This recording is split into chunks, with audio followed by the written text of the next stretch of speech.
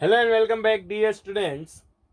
हम आज आपके सामने ले आए हैं यूनिट्स एंड डायमेंशन का lecture number 4 and definitely last lecture. Previous lecture में हमने आपको असाइनमेंट दे दिया था, उम्मीद आप सबने किया भी होगा। देखिए, क्वेश्चन से ही शुरुआत करेंगे, तो अपनी वीडियो को एक बार जरूर पॉज कीजिए and try to solve this. अपनी वीडियो को पॉज कीजिए and try to solve this. चलिए, हो गया होगा, अब हम समझ लेते हैं। देखिए, in the relation p is equal to alpha by beta e raised to power minus alpha z by k theta। p pressure है, z आपका डिस्टेंस है, k आपका बोल्ट्जमैन कांस्टेंट है और थीटा क्या आपका टेम्परेचर। डायमेंशन ऑफ बीटा, किसके dimension बताने? बीटा।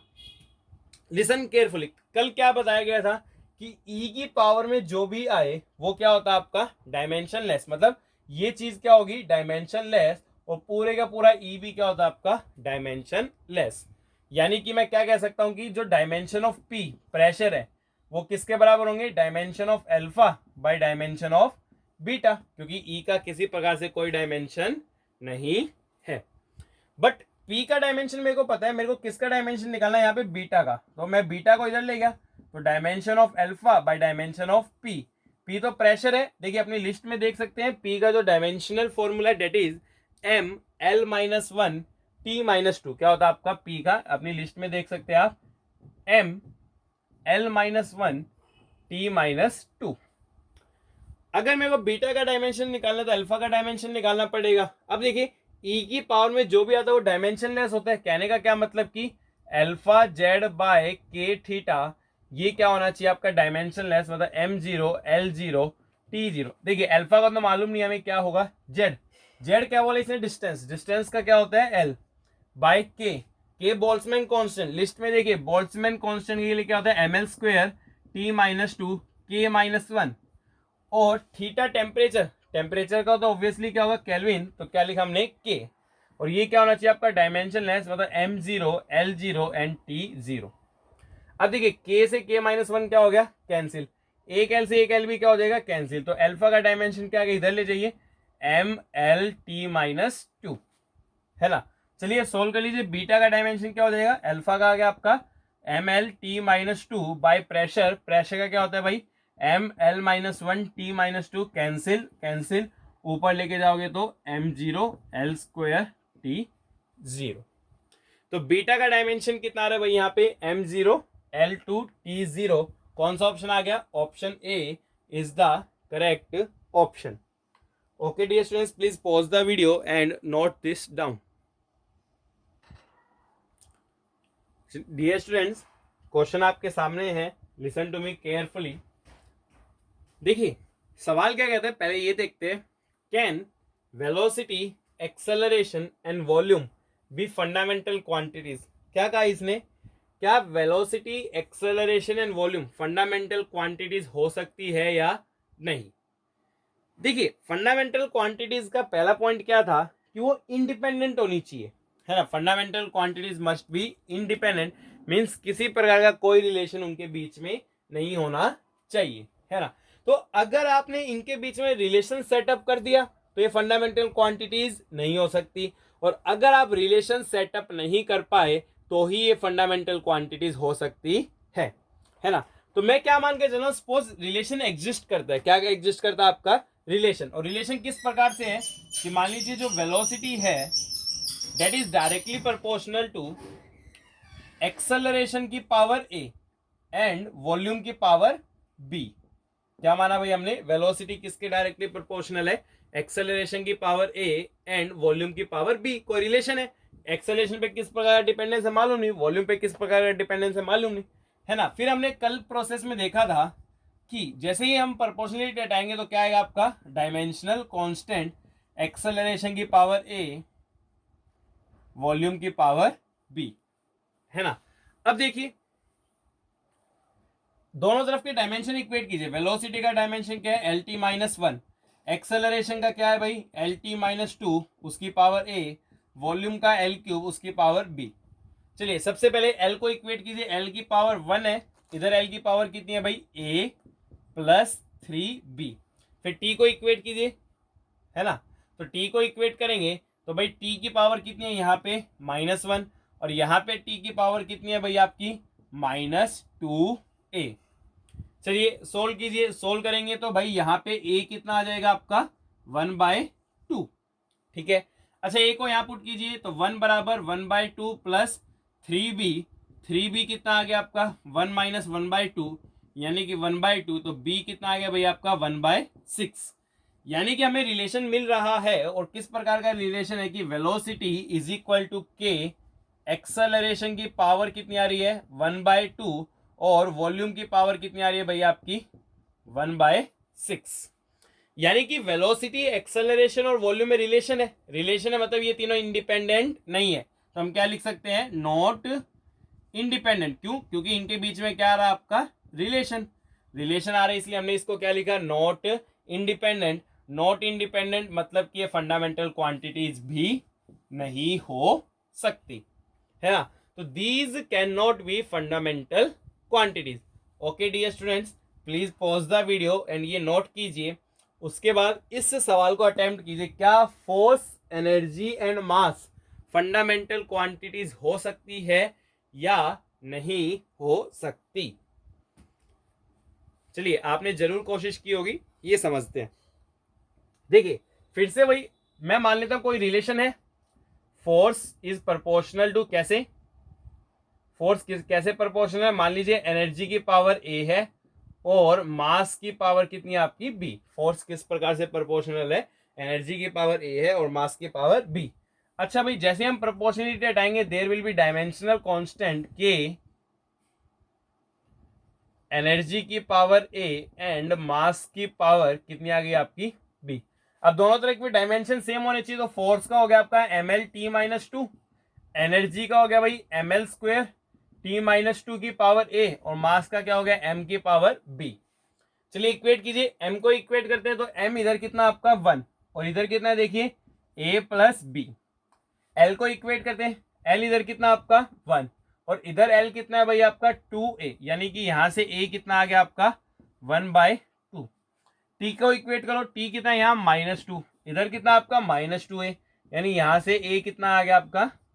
क्या ये पॉसिबल है कि एक ही दो वैल्यू आ जाए, ए की वैल्यू 1 भी आ रही है और 1/2 भी आ रही है? डेट इज नॉट पॉसिबल, यानी किसी प्रकार का कोई रिलेशन नहीं है, कोई रिलेशन नहीं है, तो ये क्या आ गई आपकी इंडिपेंडेंट आ गई, इंडिपेंडेंट आ गई, तो ये फंडामेंटल क्वांटिटीज हो सकती है।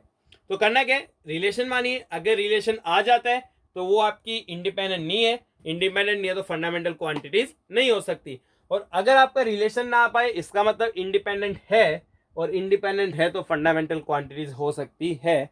चलिए अपनी वीडियो को पॉज कीजिए and note this down.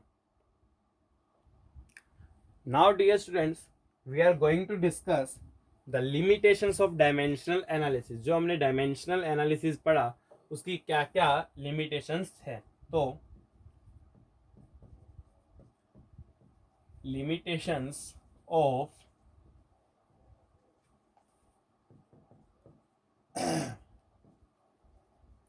Dimensional sorry limitation of dimensional analysis की, डायमेंशनल एनालिसिस की क्या क्या और किस किस प्रकार से लिमिटेशंस हैं। देखिए पहली लिमिटेशन क्या है उसके बारे में समझ लेते हैं। सबसे बड़ी बात देखिए, अगर आपको याद हो तो हमने एक सवाल ड्राइव किया था फॉर्मूलाज में कि जो सिंपल पेंडुलम का टाइम पीरियड है ना वो किस किस पे डिपेंड करता है, लेंथ पे, मास पे और एक्सेलरेशन ड्यू टू ग्रेविटी, जिसको हमने क्या बोला था जी। और अगर आपको याद हो लास्ट में ये रिलेशन आ गया था T बराबर K√L/G। दिक्कत क्या थी, इस K की वैल्यू कहां से लाऊं, है ना, दिक्कत क्या थी कि इस K की वैल्यू मैं कहां से लाऊं, है ना। तो देखिए हुआ क्या, सबसे बड़ी लिमिटेशन ही ये निकली पहली बात तो, कि जो आपका डायमेंशनल कांस्टेंट है उसकी वैल्यू हम यहां से डिटरमाइन नहीं कर सकते। हमें जो डायमेंशनल कांस्टेंट हर जगह माना उसकी वैल्यू कहां से डिटरमाइन करनी पड़ेगी, बाय एक्सपेरिमेंट्स। किससे डिटरमाइन करनी पड़ेगी, बाय एक्सपेरिमेंट। तो पहली लिमिटेशन क्या है कि it does not provide any information regarding किसके रिगार्डिंग भाई? रिगार्डिंग डायमेंशनल कांस्टेंट, है ना. It does not provide any information regarding the dimensional constant. Second और एक और लिमिटेशन क्या है, देखिए जब भी हमने माना कि टाइम पीरियड लेंथ पे डिपेंड करता है, मास पे, एक्सेलरेशन में, हमने अपने आप मान लिया कि time period proportional to length की पावर ए, मास की पावर बी, जी की पावर सी. चलिए मान लीजिए यहां पे तो इनके बीच में प्रोडक्ट का रिलेशन है भाई, एल, एम और जी के बीच में कैसा रिलेशन है? प्रोडक्ट का, मल्टीप्लाई का रिलेशन है. क्या जरूरी है कि हमेशा ही प्रोडक्ट का रिलेशनशिप हो? नहीं, कोई जरूरी नहीं है. फॉर एग्जाम्पल मैंने बोला कि जो किसी भी पार्टिकल का डिस्प्लेसमेंट है ना, किस किस पे डिपेंड करता है? टाइम पे, एक्सेलरेशन पे और initial velocity. Derive the relation नहीं कर सकते. क्यों? क्योंकि एक्चुअल रिलेशन हम जानते हैं क्या होता है, एस बराबर U T plus half A T square. क्या यहाँ पे सभी क्वांटिटीज के बीच में प्रोडक्ट का रिलेशन है क्या? नहीं भाई, यू, ए और टी के बीच में प्रोडक्ट का रिलेशन नहीं है. तो इन फॉर्मूलाज को भी हम यहां से डिराइव नहीं कर सकते. मींस डायमेंशनल एनालिसिस से हम उन्हीं फॉर्मूलाज को डिराइव कर सकते हैं जिनके बीच में कैसा रिलेशन हो प्रोडक्ट का. अगर एडिशन आ जाए, सब्ट्रैक्शन आ जाए, तो उसको डिराइव कर पाना पॉसिबल कभी भी नहीं है. फॉर एग्जाम्पल सपोज कोई एक्सप्रेशन ऐसा आ गया जिसमें एक्सपोनेंशियल फंक्शन आ रहा हो, क्या हो रहा हो आपका? Exponential function. तो उसको भी डिराइव करना पॉसिबल नहीं है. क्यों? क्योंकि ये तो भाई तीन ही क्वांटिटीज को मानते हैं. बाई चांस यहाँ पे एक्सपोनेंशियल आता भी होगा तो भी वो किस में चला गया? कांस्टेंट में. किस में चला गया आपका? कांस्टेंट में, है ना. लोगैरिथम आता होगा वो भी, क्योंकि लोगैरिथम डायमेंशनलेस है, तो किस में चला गया? कांस्टेंट में. तो इसकी सबसे बड़ी लिमिटेशन ये कि केवल जहां सिंपल प्रोडक्ट हो क्वांटिटीज के बीच में, ये वही रिलेशन इवेलुएट कर सकता है, बाकी रिलेशन इवेलुएट कर पाना पॉसिबल नहीं है. कहीं प्लस आ जाए, कहीं एक्सपोनेंशियल आ जाए, लोगैरिथम आ जाए, साइन आ जाए, कोस आ जाए, उनको ये डायमेंशन एनालिसिस से सॉल्व नहीं कर सकता. सेकंड लिमिटेशन ये हो गई. थर्ड लिमिटेशन क्या है डियर स्टूडेंट्स? देखिए हम क्या करते हैं भाई, ये सब हमने किया. पहले हमने m की पावर्स को इक्वेट किया, फिर हम l की पावर्स को इक्वेट करते हैं, और फिर हम किसकी पावर को इक्वेट करते हैं? t की पावर्स को. कितनी इक्वेशन बनेगी भाई? एक इक्वेशन m की पावर इक्वेट करने से बनेगी, एक इक्वेशन l की पावर इक्वेट करने से बनेगी, और एक इक्वेशन t की पावर इक्वेट करने से बनेगी. टोटल कितनी इक्वेशन बन सकती है हमारी? 3. तो 3 इक्वेशन से, ये मैथमेटिक्स का रूल है, अगर 3 इक्वेशन है तो हम कितने वेरिएबल्स सोल्व कर सकते हैं? केवल 3 वेरिएबल्स ही सोल्व कर सकते हैं. यानी कि ये उन्हीं रिलेशन को डिराइव कर सकता है जब कोई भी क्वांटिटी कितनी क्वांटिटीज पे डिपेंड करे? 3 क्वांटिटीज पे. जैसे यहाँ लेंथ, मास और एक्सेलरेशन, तो ये उन्हीं को डिराइव कर सकता है. अगर मान लीजिए प्रोडक्ट रिलेशन है बट 4 क्वांटिटीज पे डिपेंड करता है, तो भी ये उसको डिराइव नहीं कर सकता. तो ये अगर 3 वेरिएबल है तो ही फॉर्मूला डिराइव कर पाएगा. अगर मान लीजिए सपोज 4 वेरिएबल हो गए, तो 4 वेरिएबल हो गए तो क्या क्या हो जाएगा? ए, बी, सी एंड डी, 4 हो जाएंगे. अब 4 के लिए तो 4 इक्वेशन चाहिए, पर हमारे पास तो इक्वेशन 3 ही है, एक मास में, एक लेंथ में, एक टाइम में, तो उसको डिराइव कर पाना पॉसिबल नहीं होगा. तो these 3 are the major limitations of the dimensional analysis. पहला, डायमेंशनल कांस्टेंट नहीं निकालता. सेकंड, केवल प्रोडक्ट वाले रिलेशंस को ही डिराइव कर सकता है. थर्ड, कितने वेरिएबल होने चाहिए इक्वेशन में? केवल 3 वेरिएबल्स होने चाहिए, उससे ज्यादा वेरिएबल्स होंगे तो डिराइव कर पाना पॉसिबल नहीं है. चलिए dear students, note this down, pause the video and note this down. चलिए डियर स्टूडेंट्स, आपके सामने नेक्स्ट और आखिरी क्वेश्चन. अपनी वीडियो को पॉज कीजिए एंड ट्राई टू सोल्व. बहुत ही आसान है, अपनी वीडियो को पॉज कीजिए एंड ट्राई टू सोल्व. चलिए देखते हैं. The method of dimensional analysis can be use to derive which of the following relation.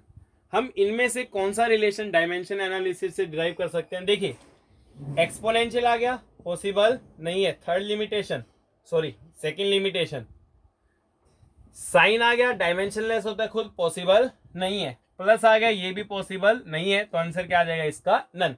इन तीनों में से कोई भी रिलेशन हम डायमेंशनल एनालिसिस से डिराइव नहीं कर सकते हैं. तो with this lecture comes to end. Dear students, अगर आपको वीडियो अच्छी लग रही है, कमेंट कीजिए, लाइक कीजिए, सब्सक्राइब कीजिए, नोटिफिकेशन बेल भी ऑन कीजिए, ताकि आपको फर्दर वीडियोस की इंफॉर्मेशन मिलती रहे। Thank you.